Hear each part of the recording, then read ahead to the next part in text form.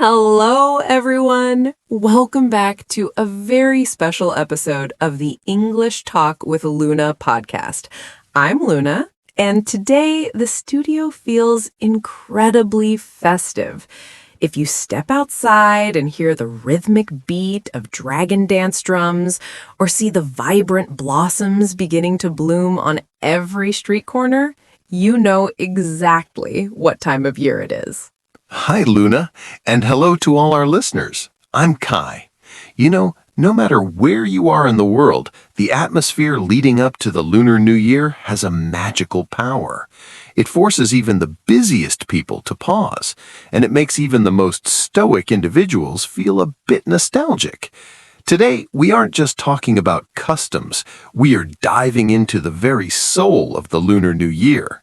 That's right. We're going to navigate through every emotion, from the exhaustion of deep cleaning the house and the anxieties of adulthood to the overwhelming joy of family reunions.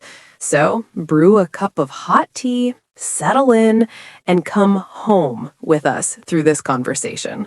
Luna, when I think of the New Year, the first image in my mind isn't fireworks or red envelopes.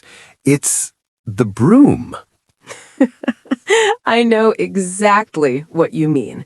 There is an unwritten rule.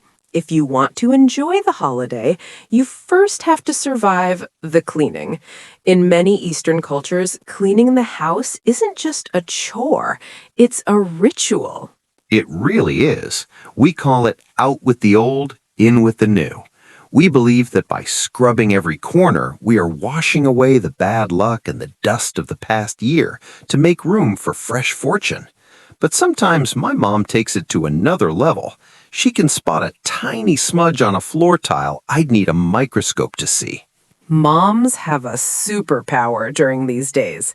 This cleaning is actually a way for us to filter our lives. We throw away broken items and things that no longer serve us. In English, we call this decluttering. It helps our living space breathe, and honestly, it clears our minds too. You have to admit, though, the feeling after you've polished the windows, washed the curtains, and reorganized the bookshelves is amazing. Even if your body is aching, seeing a sparkling home makes you feel like you've truly prepared for a fresh start. Once the house is spotless, we move to the most enjoyable part, decorating. Kai, what's your favorite color during the new year? Definitely red and gold. Red symbolizes luck and fending off evil spirits, while gold represents wealth and luxury. In the north, where I'm from, it isn't the new year without peach blossoms. Those delicate pink petals represent the gentle beauty of spring in the cold weather. But in the south, where you are, the yellow apricot blossom is the queen, right? Absolutely. Those bright yellow flowers look like pieces of gold hanging from the branches under the southern sun. And we can't forget the kumquat trees. A perfect tree must have a balance of ripe orange fruits, green fruits, white flowers, and young buds. It's a symbol of fertility and multi-generational happiness. It's a form of art.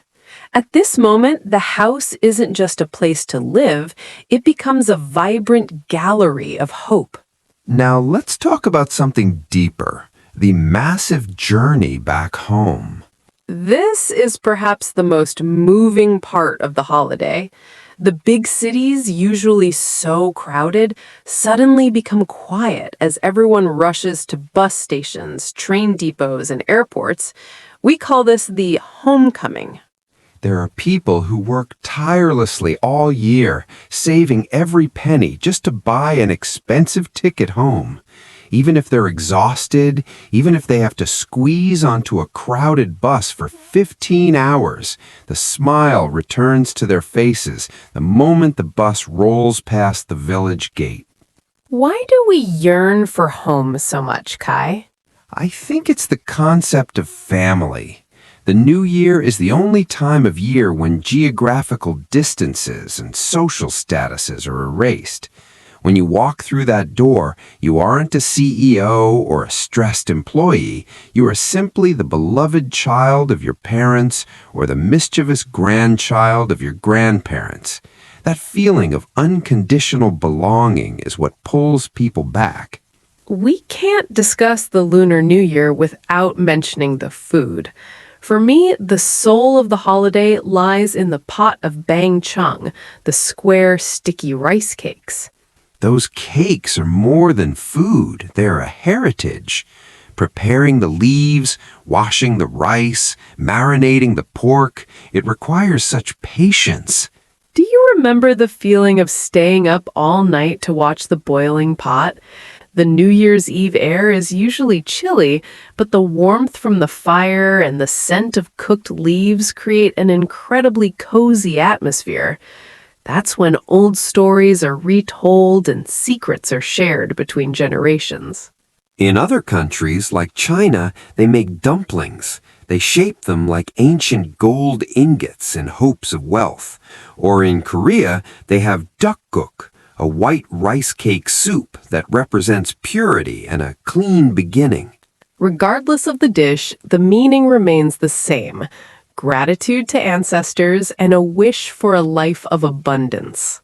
And then the most important moment arrives, New Year's Eve.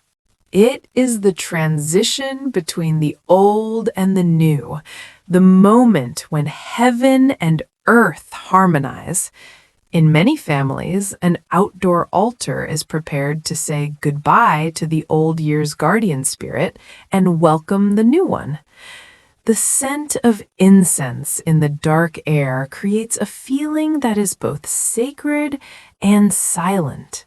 Then come the fireworks. The sky erupts in color like a shout of hope. But right after the noise comes the tradition of first footing. Oh, the pressure of being the first person to enter a house.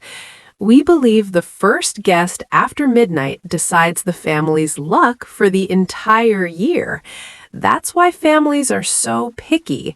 They want someone successful, kind, and cheerful. One year, I was chosen as the first footer for my grandfather's house. I had to walk around the block waiting until exactly 12:01 a.m. to step inside.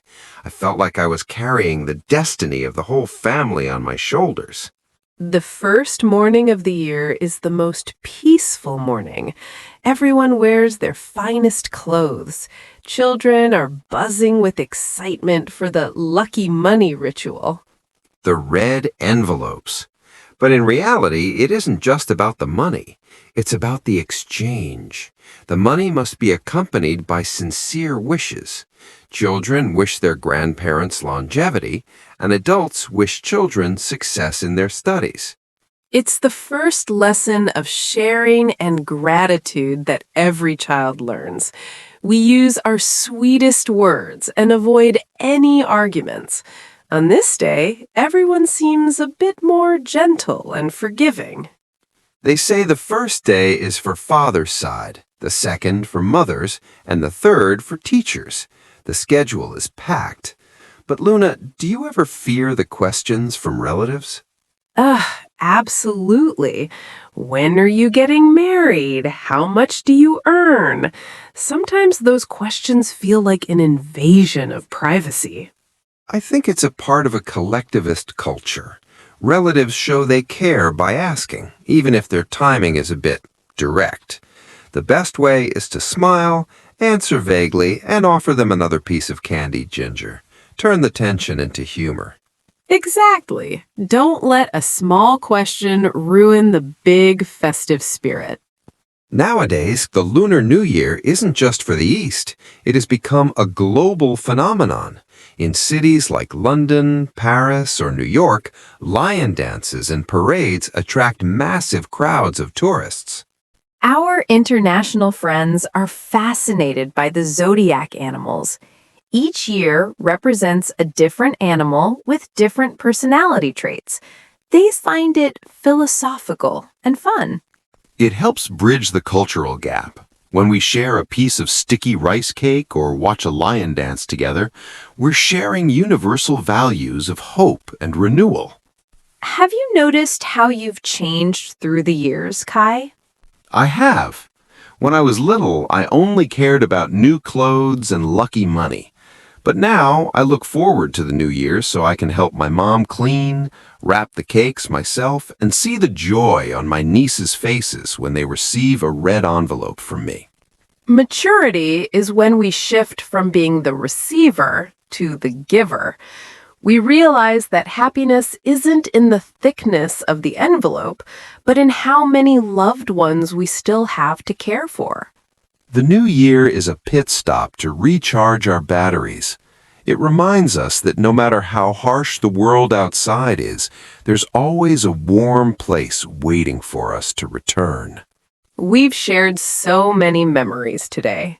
We hope that through this podcast, you've not only learned new ways to express yourself in English, but also felt a deeper love for these cultural beauties.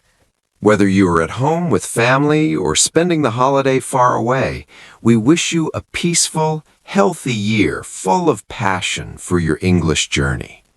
Don't forget to leave a comment and tell us about your most memorable New Year moment. We'd love to read your stories. Happy New Year, everyone! Goodbye, and see you in the next episode.